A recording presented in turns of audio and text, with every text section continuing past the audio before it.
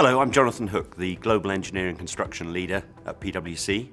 I'm delighted that we're once again one of the sponsors for Global Construction Perspectives 2025, which looks into how the construction market's likely to perform over the next decade or so. And I'm now going to introduce you to the summary findings. So good morning, ladies and gentlemen. I'm very pleased to be here and to chair this session, which is talking about the main findings of this report, which I believe is an extremely good report. And I will shortly give you my reading of the report and how a company like Lafarge is using this as a very important foundation for our strategy and our actions. And then we'll have an interesting session to discuss about construction and how to take this report. And in between, we'll have a presentation of the report. So the main findings of this 2025 Global Construction Report will be revealed to you in a few moments. I believe this report is an invaluable tool, and it gives me an opportunity to bring some perspective from the point of view of the industry. Thank you, and I now leave the floor to Graham Robinson, Mike Betts, and Jeremy Leonhardt to give you an overview of the report key findings. Thank you.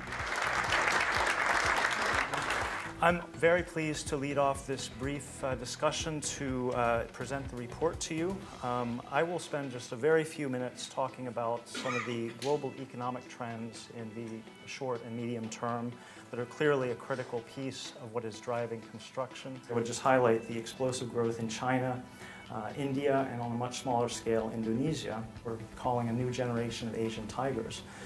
We'll see growth 5–6%, Indonesia, Philippines, and others. I think it's really the indication that we really have three major motors of growth at this point in the developed world, North America, both the US and Canada for different reasons. So I think with that I'm going to stop and then turn it over to Mike Betts. Okay, thank you very much, Jeremy. I've really got two main goals with my presentation.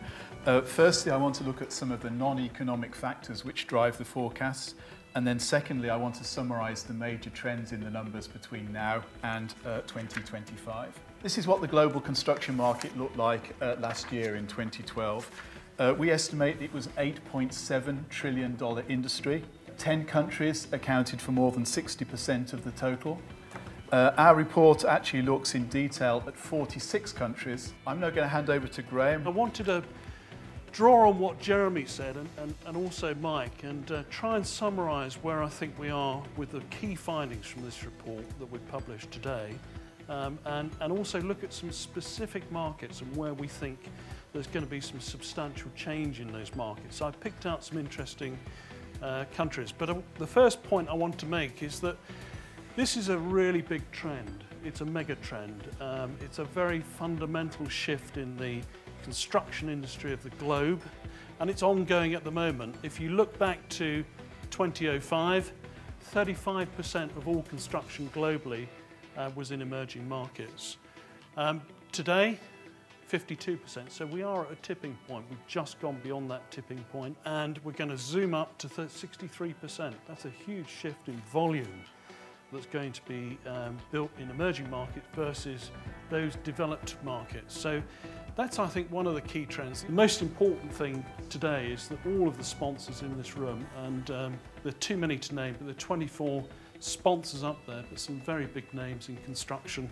Thank you to all those sponsors who have supported that work. I'm going to hand back now to Mr. Lafont to manage a panel discussion that we've set up now with 5 other chief executives. So the panel is dedicated to open a discussion along with the report and also with our experiences, on construction. Good morning, ladies and gentlemen.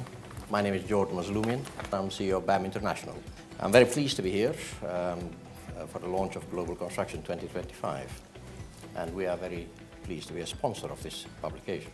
Global Construction 2020, the preceding publication, we found that very useful to launch our strategy. Very confident that Global 2025 will be equally valuable, if not more so. Our business trebled in size in the last 2 years. We expect this growth trend to continue. We believe the future in Indonesia is very bright. First of all, again, just to endorse what everyone has said, Graham and the team, well done on the report. It's nice to see you taking it to 2025. Really, the 2020 report was extremely useful for us in focusing where we wanted Mace to be, particularly internationally over the next 7 or 8 years.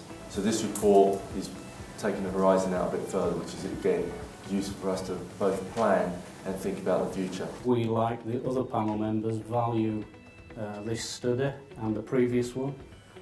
We use it to strategise where we will attack markets and where we will open offices. Thank you for the opportunity. I'll be delighted to be involved with GLAP's 2025. We were involved with 2020, and as is with Market Mace, we view it as an opportunity to engender an expansion program for our businesses around the world. Good afternoon, everybody. Jonathan Hook, I lead our global engineering construction practice at PwC, and I'd just like to say a few words around some of the challenges around financing infrastructure growth. And we've obviously seen that infrastructure from the report is a key part of growth over the next dozen years or so. As we're talking about the sort of supply side of the equation, the other thing that occurs to me from this morning is that we've talked a lot about the demand potentially that's there in this report. I guess what we haven't really talked about is whether the world's got the resources to actually deliver on this sort of level of construction. And I think that's the other big challenge for me is on the supply side is how is the world going to prioritise its resources if it is going to deliver this sort of growth. Thank you very much indeed to Bruno for expertly sharing this morning's proceedings, to Graham and his colleagues, and all of you. Thank you very much.